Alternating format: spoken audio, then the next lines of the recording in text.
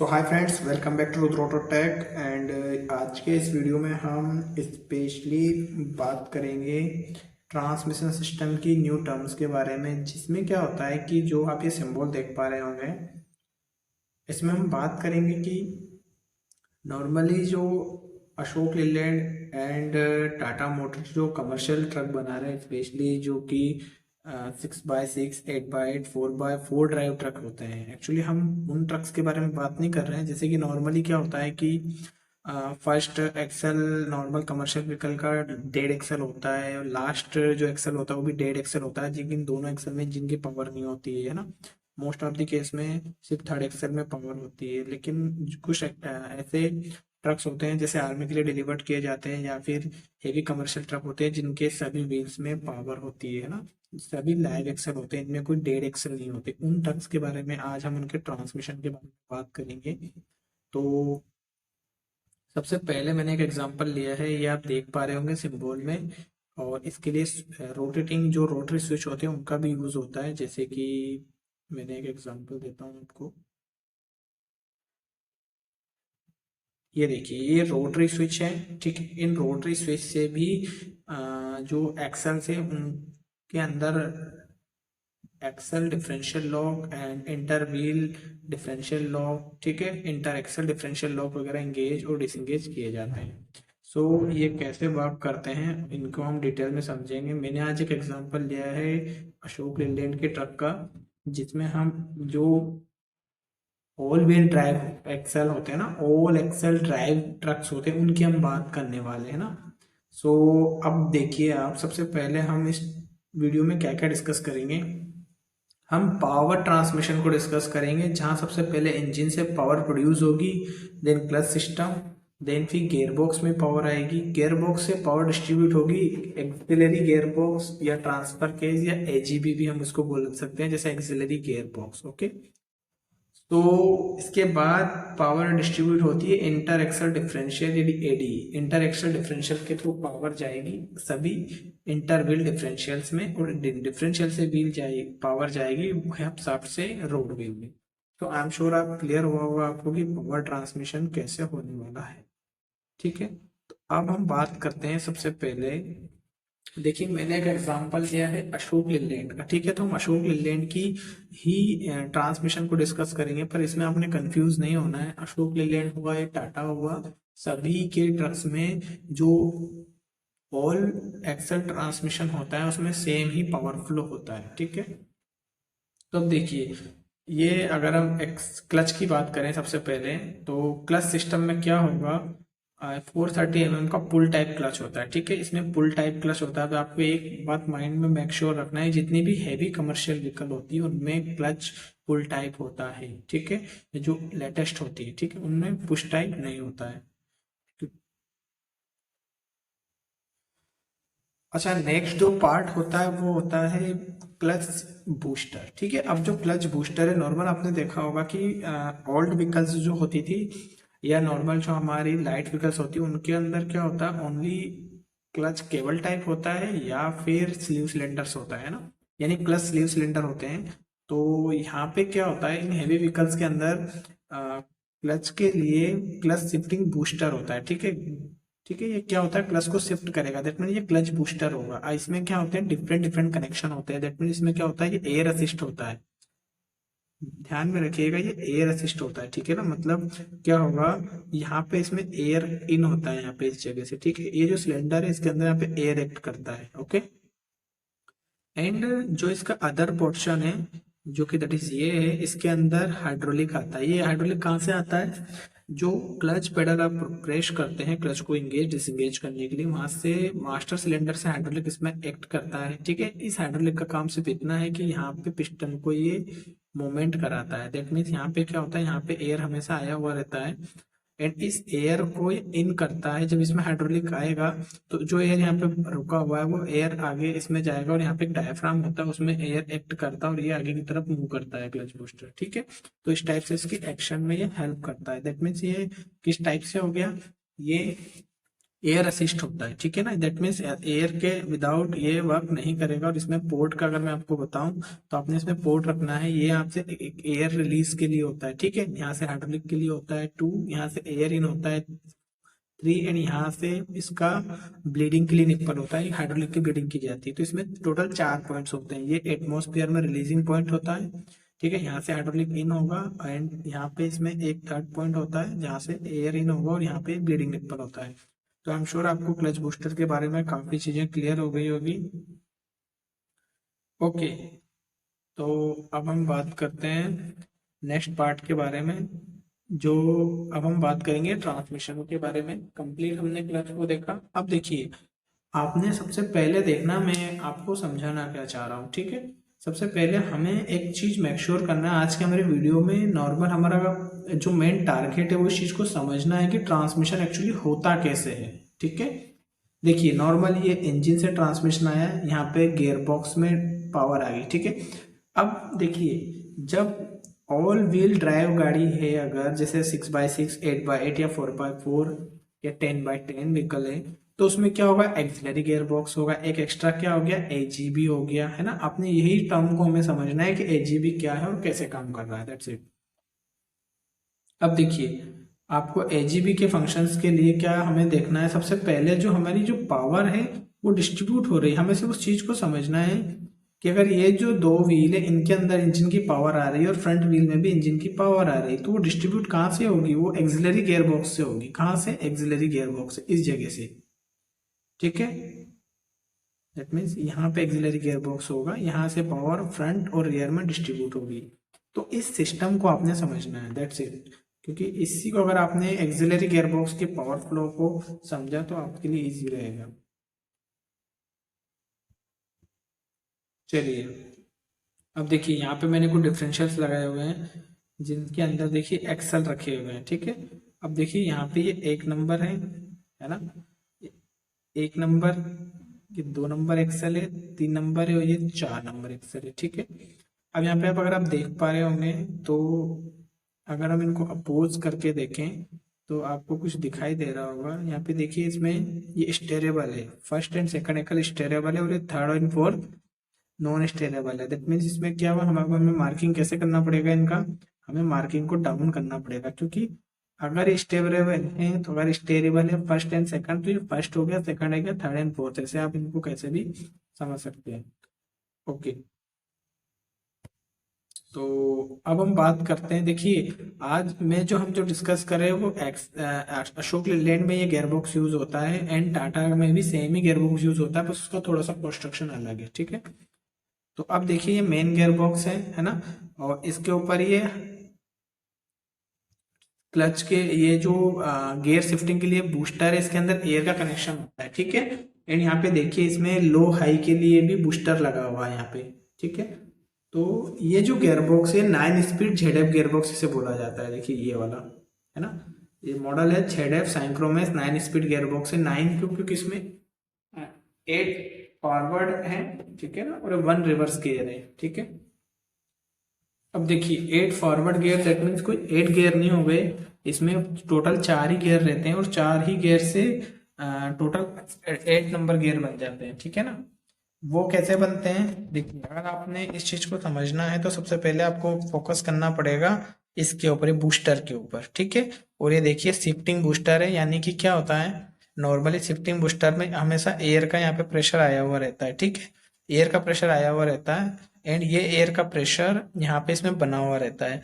अब आप लीवर को जैसे लेफ्ट एंड राइट मूव करेंगे, जिसमें इंटरनल ड्रिल प्रेशर्स कटे हुए रहते हैं, और एयर उसमें असिस्ट करती है गियर शिफ्टिंग में, ठीक है। अभी देखिए, इसमें गियर्स लगेंगे कैसे, नॉर्मली क्या होगा, 1 2 3 और 4, यानी कि 4 गियर जब लगेंगे, 1 से लेके 4 तक आप गियर लगाएंगे, तो इसमें नॉर्मली गियर कितने होते हैं, अगर आप देखेंगे तो इसमें 1 2 3 4 कुछ ऐसे 4 ही गियर होते हैं, ठीक है।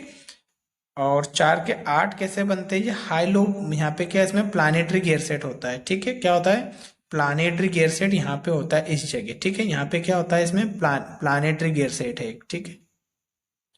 अभी नॉर्मल क्या होता है, कि प्लानिटरी गियर सेट लो में शिफ्ट है ना। जब लो में शिफ्ट है तो क्या रहेगा कि एयर इस रास्ते पे यहाँ पे आके रुकी रहेगी। Got it. एंड जब आप 1 से लेके 4 तक गियर को एंगेज करेंगे, 1 2 3 4 यानी 4 जब आप गियर शिफ्ट करेंगे तो एयर यहाँ से निकल के उस टाइम क्या रहेगी, बूस्टर की एयर है कंटिन्यू 1 2 3 4 चारों गियर की एयर यहाँ से आउट होगी और यहाँ पे एक्ट करेगी। यहाँ पे एक डायफ्राम होता है। क्या होता है? डायफ्राम होता है फ्रेंड्स, है ना। तो क्लियर नहीं हो पा रहा होगा आपको, इसको रफ करते हैं। देखिए 1 से लेके 4 तक गियर में यहाँ पे देखिए, यहाँ से पे एयर कंटिन्यू आई हुई है ना। यहाँ पे हमेशा टैंक से एयर बनी हुई रहती है, जो एयर बूस्टर में बनी हुई रहती है, बूस्टर में शिफ्टिंग के लिए असिस्ट करती है। जैसे टाटा का gear shifting booster as it is काम करता है ना। साथ में वो जो एयर है, वो एयर 1 से लेकर 4 गियर जब तक हम लगाएंगे तब तक उसकी कनेक्टिविटी यहाँ से लेके इस बूस्टर में यहाँ पे एक्ट करती है, ठीक है। जिससे बूस्टर पीछे की तरफ आ जाता है और ये जो शिफ्टिंग है पीछे की तरफ आ जाता है। जिससे क्या होगा, जो प्लानिटरी गियर सेट है वो लो में शिफ्ट रहता है, ठीक है। लो में शिफ्ट रहेगा तो क्या होगा कि 1 2 3 4 ये गियर लो में लगेंगे, ठीक है। जैसे आप 5th नंबर गियर लगाएंगे, 5th 6 7 8, जैसे 5th लगाएंगे तो एयर का प्रेशर यहाँ से कट होगा, ठीक है। एंड एयर का प्रेशर इस जगह से आएगा, ठीक है। कहाँ से आएगा? इस जगह से इन होगा। अब एयर यहाँ से एक्ट करेगी तो क्या होगा, इस प्लानिटरी गियर सेट को शिफ्ट करेगी और सभी गियर हाई में शिफ्ट हो जाएंगे। तो जो 1 गियर था वो 5 नंबर बन जाएगा, 2 6 बन जाएगा, 3 7 बन जाएगा एंड 4 8 बन जाएगा, ठीक है।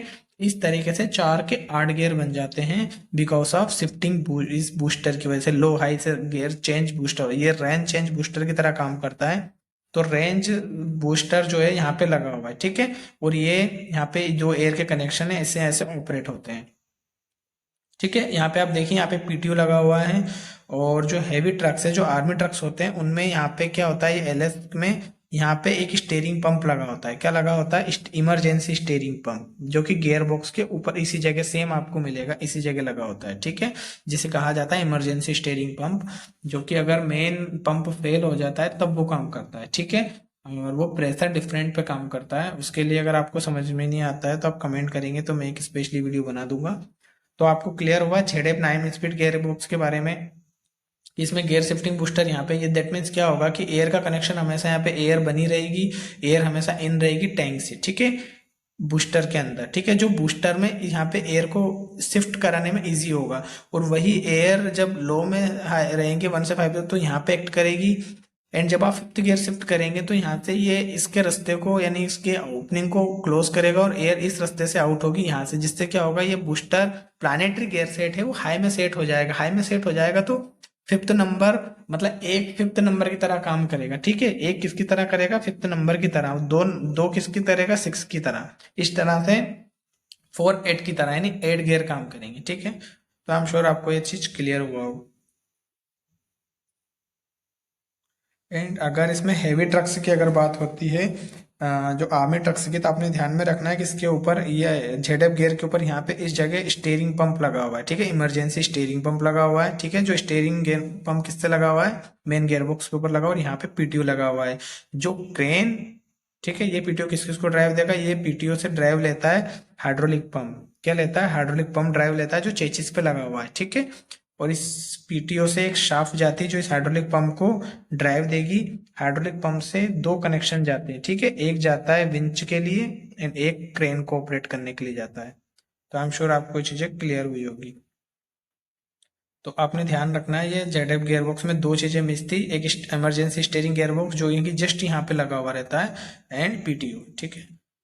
चलिए अब हम बात करते हैं एक्सिलरी गियर बॉक्स की। अब देखिए एक्सिलरी गियर बॉक्स ही आज हमारा सबसे इंपॉर्टेंट टॉपिक है जिसे समझना है, ठीक है।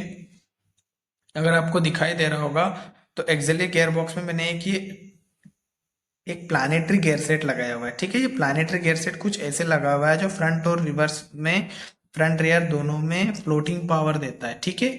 फ्लोटिंग पावर को डिस्ट्रीब्यूट करता है। ये फ्रंट रियर में प्लानिटरी गियर सेट ऐसे ही पावर देता है जैसे नॉर्मल एक डिफरेंशियल पावर देता है, दैट मीन्स फ्लोटिंग ड्रैग। जैसे आपने देखा होगा कि अगर एक व्हील स्टक हो जाता है कहीं, रोड रेजिस्टेंस आता है, तो अगला जो व्हील फ्री है उससे पूरी पावर आउट हो जाती है, ठीक है। ये भी सेम ऐसे ही काम करता है, ठीक है। चलिए, अब अगर हम बात करें इसके एजीबी बोला जाता है इसे एजीबी गियर बॉक्स की, तो इसकी 3 पोजीशन होती है। कितनी? 3। देखिए, एक तो क्या हुआ, यहाँ से ड्राइव इन होगी, गियर बॉक्सेस में पावर इन होगा, एंड एक रियर में पावर आउट होगा और एक फ्रंट में। ठीक है, फ्रंट और रियर दोनों में पावर आउट हो गया। क्लियर? अब देखिए, इसकी 3 पोजीशन है। एक होता है main gear box high, AGB auxiliary gear box high position. ये क्या होता है? हाई क्या होता है इसमें? हाई हमेशा पावर इसकी बाय डिफॉल्ट होती है। ठीक है, ये कोई सेटिंग नहीं होती है। जैसे कि जो पावर जो पावर इंजन से आएगा, जो हाई स्पीड में पावर आएगा वो यहाँ पे आएगा और फ्रंट और रियर में डिस्ट्रीब्यूट हो जाएगा। ठीक है, तो हाई के लिए, इसमें हाई के लिए कोई ऑपरेशन नहीं है, ये हमेशा हाई में शिफ्ट होता है। प्लस ये क्या करता है, 30:70 के रेशियो में पावर को डिस्ट्रीब्यूट करता है फ्रंट और रियर में। 30 इंटू, यहाँ पे प्रॉब्लम कर रहा है फ्रेंड्स, 30:70 समझ सकते हैं आप। 30:70 दैट मीन्स 30:70, यानी 70-30 के रेशियो में फ्रंट और रियर में ये पावर को डिस्ट्रीब्यूट करता है। और कैसी पावर को डिस्ट्रीब्यूट करता है? फ्लोटिंग पावर को डिस्ट्रीब्यूट करता है। ठीक है, तो आपको इस बात को समझना है कि जब हमने गाड़ी में कोई भी आईडी एडी इंगेज नहीं किया है, तब ये क्या करेगा, एजीबी हाई फिक्स्ड गिवन है। फिक्स गिवन दैट मीन्स क्या, अभी हमने कुछ ऑपरेट नहीं किया है, तो जो व्हीकल है अगर 8x8 है तो 8x8 में ड्राइव रहेगी हमेशा, और 6x6 है तो 6x6 में ड्राइव करेगी। ठीक है, तो इसमें उस टाइम क्या होगा, जो पावर इन हुई वो फ्लोटिंग पावर फ्रंट और रियर में प्रॉपर वर्क करेगी। अगर रोड रेजिस्टेंस फ्रंट व्हील में ज्यादा आ गया तो रियर व्हील में पावर मिल जाएगा, और रियर व्हील में आया तो फ्रंट व्हील से पावर रोड रेजिस्टेंस पे डिपेंड करेगा। ठीक है, और ये पावर फ्रंट में 30% एंड रियर में 70% के रेशियो में डिस्ट्रीब्यूट होती है। ठीक है, लेकिन फ्लोटिंग होती है। अगर फ्लोटिंग का मतलब कैसे कि अगर आगे वाले दोनों व्हील को हमने किसी कारण रोड रेजिस्टेंस आ गया तो पूरी पावर स्लिप होकर पीछे चली जाएगी, और पीछे के किसी व्हील में अगर रोड रेजिस्टेंस आया तो फ्रंट व्हील में पावर डिस्ट्रीब्यूट हो जाएगी। इस टाइप से फ्लोटिंग पावर होती है। ठीक है, तो फ्लोटिंग पावर हो गया। यही यही सेम वर्क करता है मोमेंट डिवाइडर, जो कि इस टाट्रास व्हीकल में होता है। जो मोमेंट डिवाइडर टाट्रा व्हीकल में काम कर रहा था, सेम वही काम ये ट्रांसमिशन जो ट्रांसफर केस यानी एक्सिलरी गियर बॉक्स है, इसके अंदर ही प्लानेटरी गियर सेट करता है। ये फ्रंट और रियर में ऐसे पावर को डिस्ट्रीब्यूट करता है। क्लियर? दूसरा जो होता है, तो एक चीज आपको क्लियर हुआ होगा कि कोई भी व्हीकल है, चाहे टाटा की हो या अशोक लीलैंड की, उनके अंदर फ्रंट से जो ड्राइव आया वो फ्रंट और रियर में फ्लोटिंग ड्राइव हमेशा रहती है, और हमेशा हाई में वो, यानी हाई में, लो में नहीं होती। जैसे 4x4 हाई है तो 4x4 हाई में चलेगी, 6x6 है तो 6x6 हाई में, और 8x8 है तो 8x8 हाई में, 10x10 है तो 10x10 हाई में, हमेशा फ्लोटिंग ड्राइव रहेगी। क्लियर?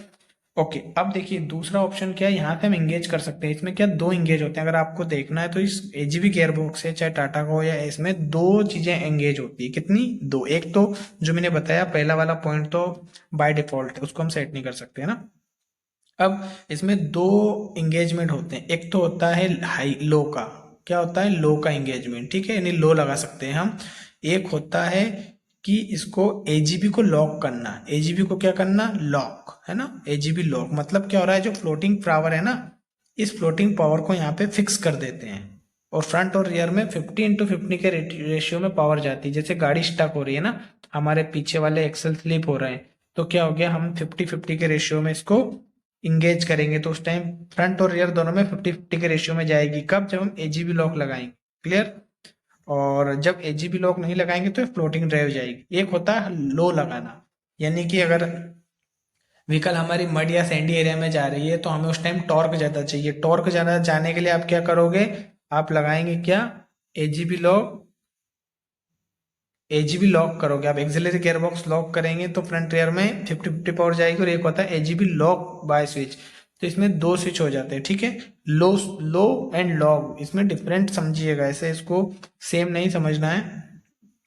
ठीक है, एक है एजीबी लो स्विच, ये स्विच से होता है, और एक होता है एजीबी लॉक बाय स्विच, है ना। एजीबी लॉक मतलब एक्सिलरी गियर बॉक्स को लॉक करना, और एक्सिलरी गियर बॉक्स लो लगाना। लो मतलब क्या हो गया, यहाँ पे इसमें लो हाई के 2 ऑप्शन होते हैं, तो हाई में हमेशा रहेगा, लो आप लगा देंगे, तो इसमें 2 स्विच होते हैं टोटल एक्सिलरी गियर बॉक्स पे। चाहे किस भी व्हीकल का एक्सिलरी गियर बॉक्स हो उसके अंदर कितने स्विच रहेंगे, दो रहेंगे। कितने रहेंगे, ये दो रहेंगे। एक किसके लिए, एक रहेगा एक्सिलरी गियरबॉक्स हाई मोड के लिए, ठीक है, हाई मोड के लिए जब हमें व्हीकल सैंडी या मडी एरिया में चलना हो। और दूसरा होता है फ्रंट और रियर ड्राइव को इक्वल करने के लिए 50-50 के रेशियो, उस टाइम क्या होगा, एजीबी लॉक होगा, ठीक है। तो इस टाइप के दो इसमें जो इंगेजमेंट है दो टाइप की होती है। तो आई एम श्योर आपको चीज़ें क्लियर हुई होगी। तो अब आपको क्लियर होगा कि एक्सिलरी गियरबॉक्स कैसे काम करता है। एक्सिलरी गियरबॉक्स में नॉर्मली जिस व्हीकल में जितने व्हील हैं, अगर मैं आर्मी ट्रक की बात करूं तो जितने व्हील हैं उतने में ही पावर जाएगी और फ्लोटिंग पावर जाएगी। फ्लोटिंग का मतलब एक एक्सल को अगर हमने मान लीजिए एक एक्सल को हमने रोक दिया किसी कारण, तो उस एक्सल की पावर दूसरे एक्सल से आउट हो जाएगी, ठीक है, वो रुक जाएगा। तो उससे आप ये समझ, लेकिन अगर आपने एजीबी लॉक लगा दिया, अगर आपने एजीबी लॉक लगा दिया तो फिर आगे पीछे के फ्रंट रियर में इक्वल पावर जाएगी, ठीक है। अब उस एक्सल के लिए फिर हम आईडी लॉक लगाना पड़ेगा। तो यहाँ तक आपको क्लियर हुआ कि इसमें लो एक मोशन रहता है, इसमें दो सोलेनाइड होते हैं, एक लो के लिए और एक एजीबी लॉक के लिए, ठीक है। अभी चीज देखिए, ये है एक्सल डिफरेंशियल। क्या है एक्सल, देखिए जितने एक्सल है उनके अंदर डिफरेंशियल होते हैं, है ना, 1 2 3 4। अब देखिए ये क्या सारे लाइव एक्सल है तो सभी के अंदर एक्सल डिफरेंशियल है, तो ये होते हैं एक्सल डिफरेंशियल।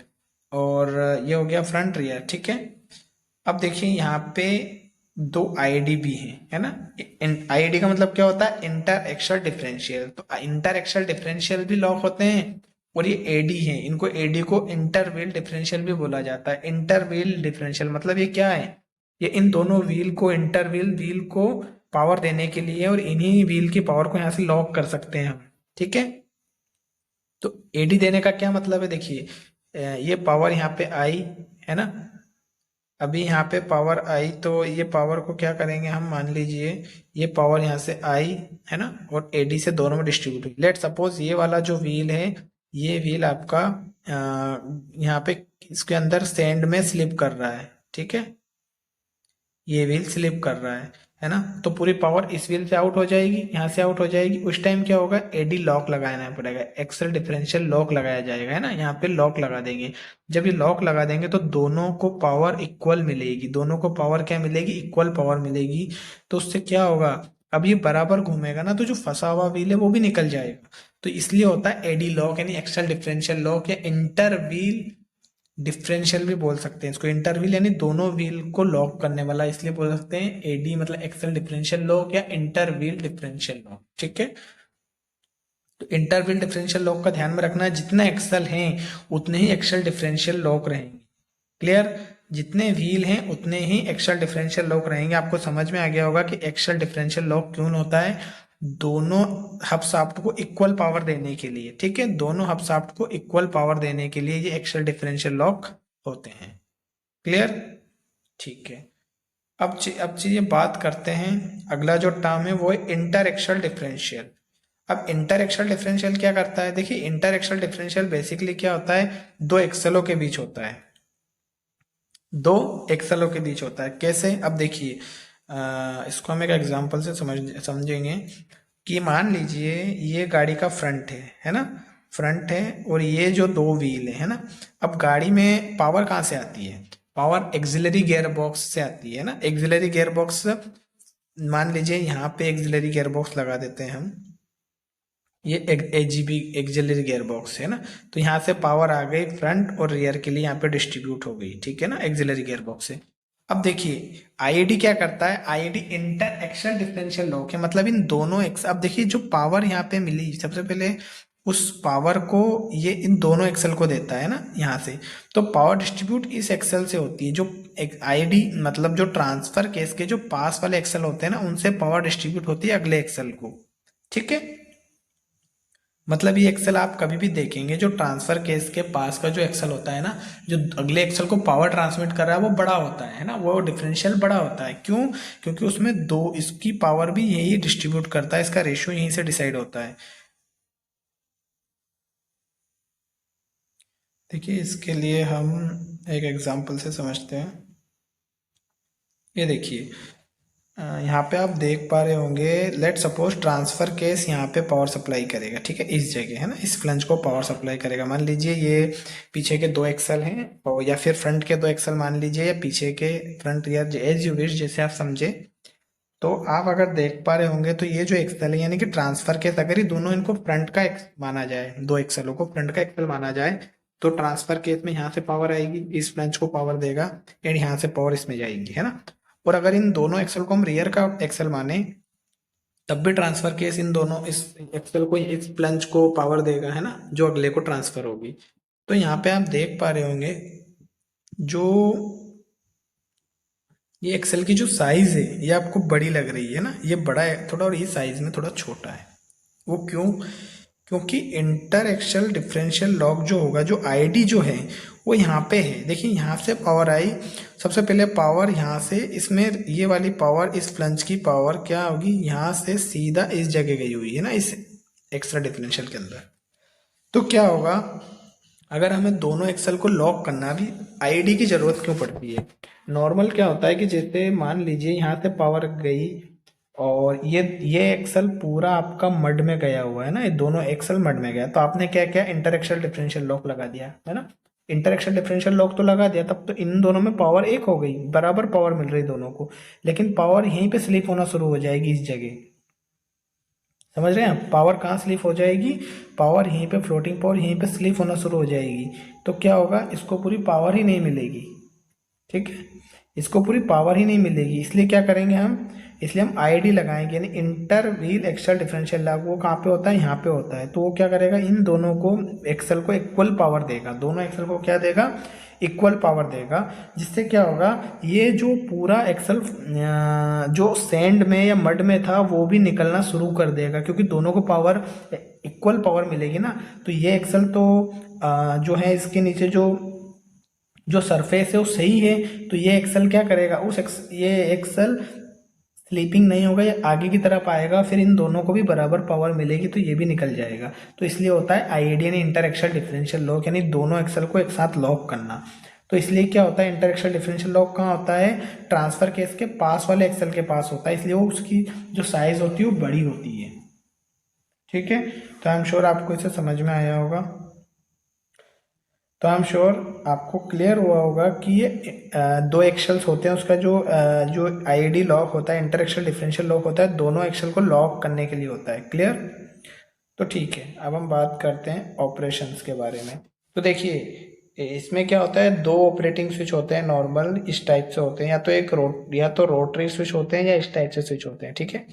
अगर आप यहाँ पे देख पा रहे हैं तो यहाँ पे 2 ऑपरेटिंग स्विच होते हैं, इंटर एक्सल डिफरेंशियल लॉक यानी ID lock. That means ID क्या होगा कि 2 एक्सल को आपस में लॉक करेगा। अब देखिए यहाँ पे 4 एक्सल है ना, 4 एक्सल है तो 2 आईडी लगे हुए हैं। दैट मीन्स क्या है, ये आईडी इसके लिए है ना। तो ये आईडी क्या करेगा, ये जो इंटर एक्सल डिफरेंशियल लॉक आप देख पा रहे हैं, ये क्या करेगा, इन दोनों एक्सल के बीच की पावर को इक्वल कर देगा, है ना। और ये जो आईडी है ये क्या करेगा, इन दोनों एक्सल के बीच की पावर इक्वल कर देगा। और पावर आएगी कहाँ से, इस जगह से, यानी एजीबी यानी एक्सिलरी गियर बॉक्स से आएगी। किससे आएगी, एक्सिलरी गियर बॉक्स से। तो आपको क्लियर हुआ होगा ये चीज, एक्सिलरी गियर बॉक्स की पावर यहाँ पे जाएगी, इस एक्सल में जाएगी और इन दोनों में फ्लोटिंग रहेगी। लेकिन जब इसमें से कोई एक्सल मड या सेंड में जाएगा, स्लीपिंग होगी, तो दोनों एक्सल में आईडी लॉक लगेगा, जिससे इक्वल पावर जाएगी, ठीक है। वैसे ही फ्रंट में भी होगा। तो आई एम श्योर आपको क्लियर हुआ होगा कि आईडी कितने होते हैं और एडी कैसे होते हैं, इनका क्या फंक्शन होता है, ठीक है।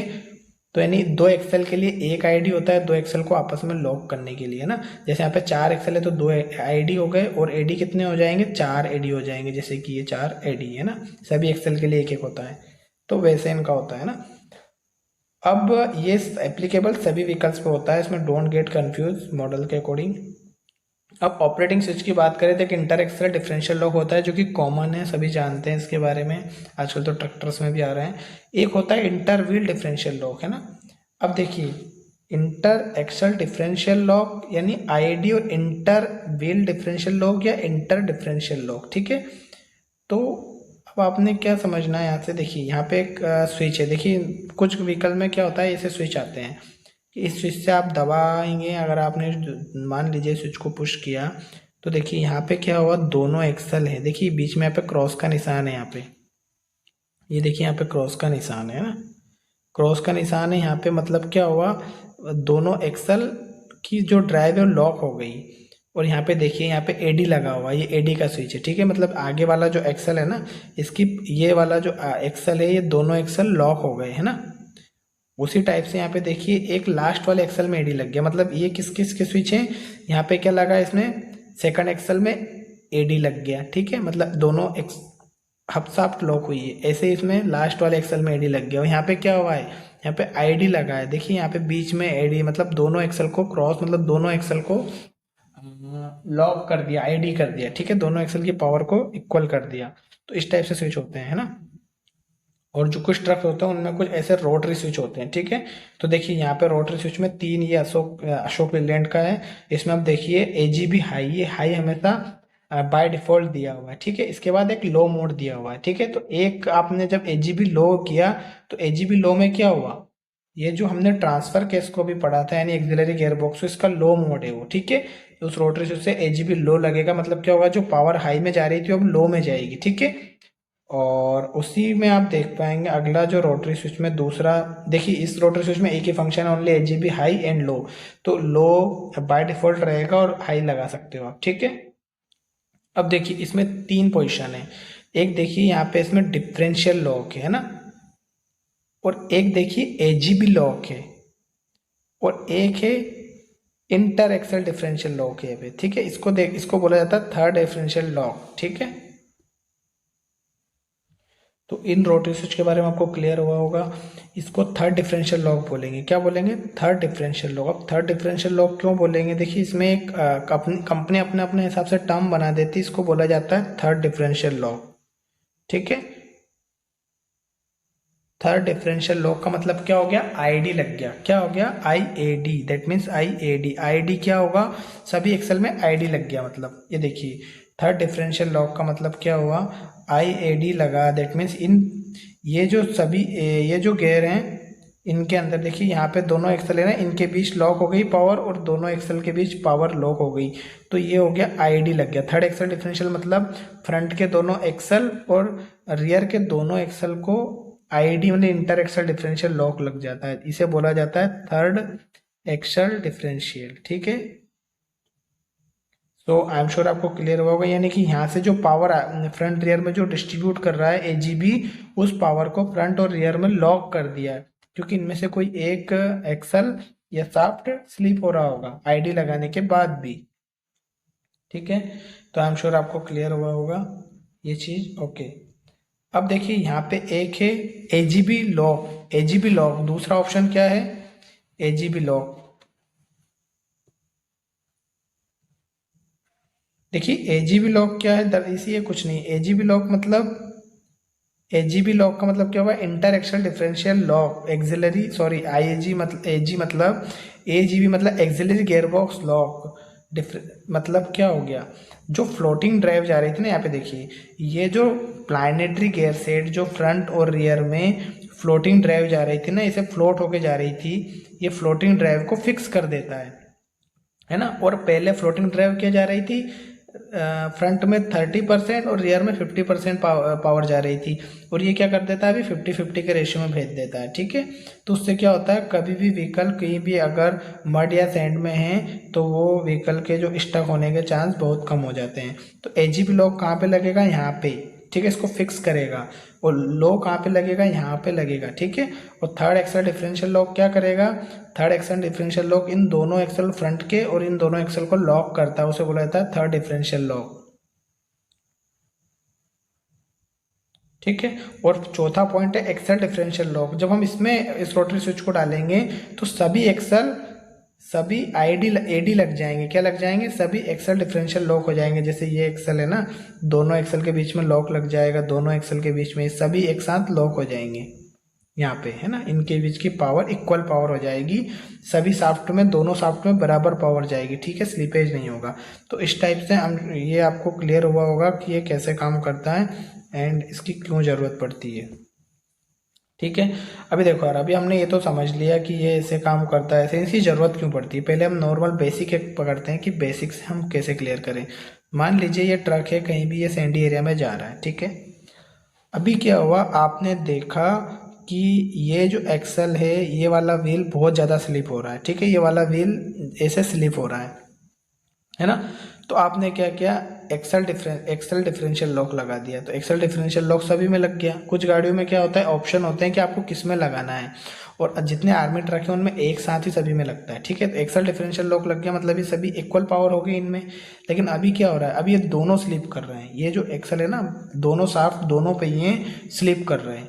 जब स्लिप कर रहे हैं तो पूरी पावर यहीं से आउट हो जा रही है। तो उस टाइम आपने क्या किया, उस टाइम के लिए होता है IAD। क्या होता है, IAD, inter axle differential lock. तो अब पावर जो यहाँ से आउट हो रही थी ना, वो पावर को यहाँ पे फिक्स कर दिया, दोनों एक्सल के बीच में क्या कर दिया, फिक्स। जब फिक्स कर दिया तो ये जो पावर यहाँ से स्लिप हो रही थी, वो पावर इसमें इन व्हील में जाएगी और इस व्हील को स्मूथली सैंड या मड से बाहर लेके जाएगी, ठीक है। ये तो हो गया आपको AD और IAD का काम। अब बात आती है कि एक्सल डिफरेंशियल AGB लॉक कब करते हैं। AGB लॉक एक्चुअली लो के लिए तो हम जब टॉर्क चाहिए तब के लिए करते हैं, ठीक है, लो को।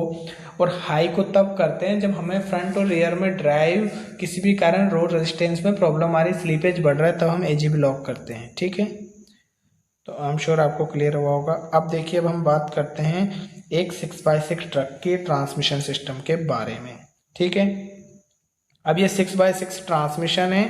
तो देखिए यहाँ पे आप देख पा रहे होंगे, यहाँ पे इंजन से जो पावर जाएगी वो गियरबॉक्स में, क्लच में, क्लच से गियरबॉक्स में, गियरबॉक्स से एक्सिलरी गियरबॉक्स से ट्रांसफर केस में, और यहाँ से पावर गई फ्रंट में और रियर में, ठीक है। ट्रांसफर केस से फ्रंट और रियर में पावर गई। अब देखिए यहाँ पे क्या है, AD है, AD है, और यहाँ पे एक AD है। अब देखिए यहाँ पे, देखिए ये मैंने एक एक्सल को बड़ा बनाया है थोड़ा, है ना, क्योंकि इसमें क्या है, इसमें IAD भी और AD भी है। तो अगर AD दोनों एक्सल के लिए एक एक AD हो गए, और इस एक्सल को, दोनों एक्सल को आपस में लॉक कौन करेगा, IAD, ठीक है।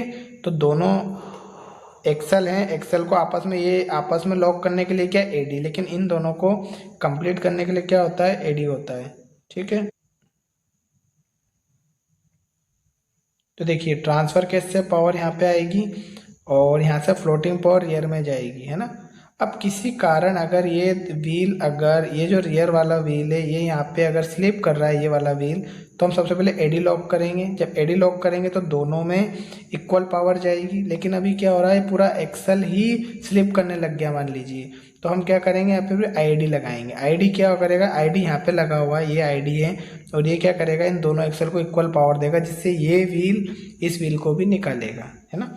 और ऐसे फ्रंट में IAD होता है। तो आपको क्लियर हुआ होगा कि दो एक्सल के लिए हमें क्या लगाना होता है, दो एक्सल के बीच में IAD लगाना होता है, ठीक है।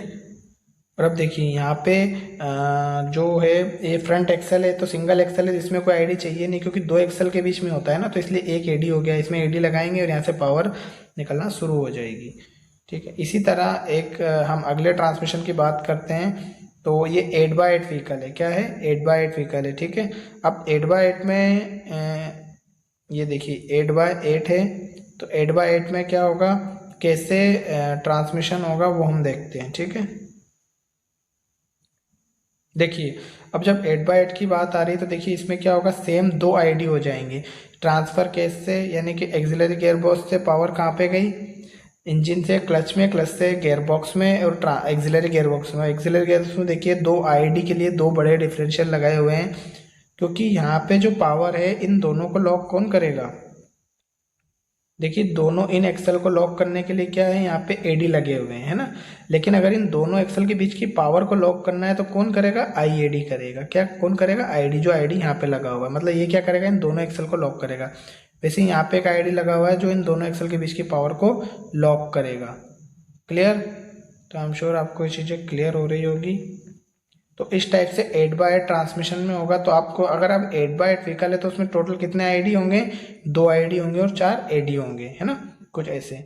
अब इसी टाइप से आप देखिए, हम 10x10 की बात करते हैं। तो 10x10 में क्या होगा, अब ये 10x10 ट्रांसमिशन में देखिए, 10/10 में क्या होगा, ये देखिए फ्रंट के लिए एक आईडी हो गया, 2 एडी हो गए, एक आईडी हो गया ना, इन दोनों को लॉक करेगा। और रियर में देखिए एक आईडी इन दोनों को लॉक करेगा। अब अगर यहाँ पे पावर स्लिपेज हो रही तो हमें एक इसमें फिर एक आईडी लगाना पड़ेगा जो इन दोनों के बीच की पावर को लॉक करेगा। ठीक है, तो कितने, ये आईडी दोनों को कौन लॉक करेगा, ये वाला आईडी। इन दोनों के बीच की पावर को कौन लॉक करेगा, ये आईडी और आई आईडी। मतलब 3 आईडी और 5 हो जाएंगे एडी। तो इस टाइप से ट्रांसमिशन काम करता है इन सारे हैवी ट्रक्स में। तो आज के लिए इतना ही। आई एम श्योर आपको समझ में आया होगा। अगर समझ में आया तो प्लीज़ वीडियो को लाइक शेयर एंड सब्सक्राइब करें और इन स्क्रीनशॉट को लेके रखें जिससे आप लोगों को क्लियर हो। Okay, thanks for watching, keep watching.